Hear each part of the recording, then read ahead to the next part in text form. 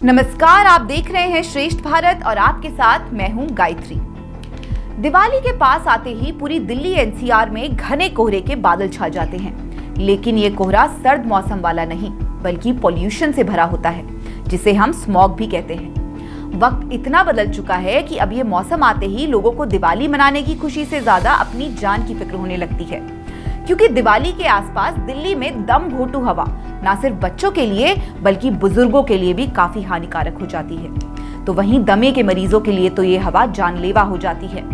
लोग घरों में कैद होने के लिए मजबूर हो जाते हैं। ज्यादातर लोग सुबह की वॉक भी मास्क लगाकर घूमते नजर आते हैं। सड़कों पर विजिबिलिटी भी घट जाती है।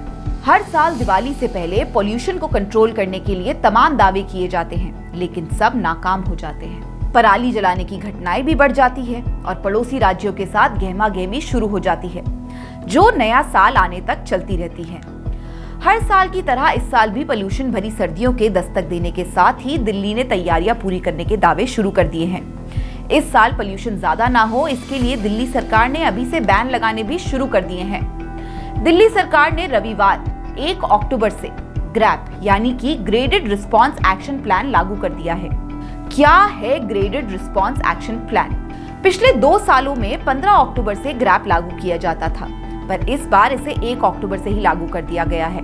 एक्सपर्ट्स का मानना है कि इस बार पराली कम जलने की संभावना है, लेकिन फिर भी पड़ोसी राज्य पंजाब और हरियाणा में पराली जलने के उतने ही मामले सामने आ रहे हैं जितने पिछले साल आते थे।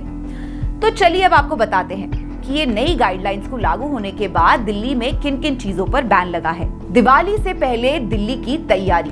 दिल्ली सरकार ने सबसे पहले पटाखों पर लगाया बैन। खुले में निर्माण पर भी फिलहाल लगाई रोक। गाड़ी में से धुआं निकलता दिखा तो होगा एक्शन। खुले में कूड़ा जलाना या आग जलाने पर भी होगा एक्शन। सिर्फ इमरजेंसी में ही हो सकेगा डीजल जनरेटर का इस्तेमाल। दिल्ली में पोल्यूशन को 4 कैटेगरीज में रखा गया है, जिनके हिसाब से बैन लगाए जाते हैं। स्टेज 1, इसमें AQI होता है 201 से 300 के बीच। इस कैटेगरी में कंस्ट्रक्शंस, खुले में आग लगाना और डीजल जनरेटर के इस्तेमाल पर बैन लगाया जाता है। साथ ही सड़कों पर पानी का छिड़काव भी किया जाता है। स्टेज 2, इसमें AQI होता है लगभग 301 से 400 के बीच। स्टेज 2 कैटेगरी में सड़कों की रोजाना सफाई की जाती है। कोयला तंदूर पर बैन लगा दिया जाता है। पार्किंग की फीस बढ़ा दी जाती है ताकि लोग कम गाड़ियों का इस्तेमाल करें और पब्लिक ट्रांसपोर्ट पर जोर दें। स्टेज 3, इसमें AQI 401 से 450 के बीच में रहता है।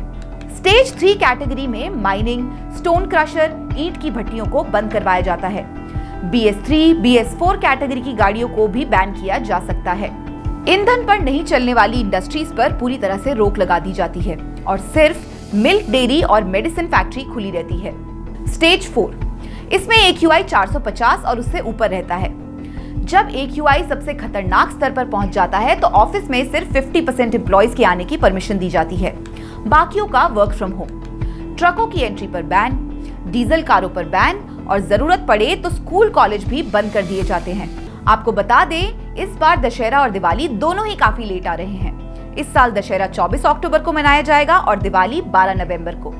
उस समय हवा में नमी रहेगी और अगर ऐसे में पटाखे चले तो पॉल्यूशन बहुत ज्यादा बढ़ सकता है। हालांकि पटाखों पर बैन है, पर इसके अलावा हमें भी अपने आप से एनवायरमेंटली कॉन्शियस चॉइसेस अपनानी चाहिए और इको फ्रेंडली दिवाली मनानी चाहिए। इसके साथ ही जितना हो सके उतना ही अपना कार्बन फुटप्रिंट कम करना चाहिए। इस खबर में फिलहाल इतना ही। देश और दुनिया से जुड़ी तमाम खबरों के लिए देखते रहिए श्रेष्ठ भारत। जय हिंद। श्रेष्ठ भारत पर खबरों से जुड़े रहने के लिए चैनल को सब्सक्राइब करें, बेल आइकन दबाएं और देखते रहें श्रेष्ठ भारत।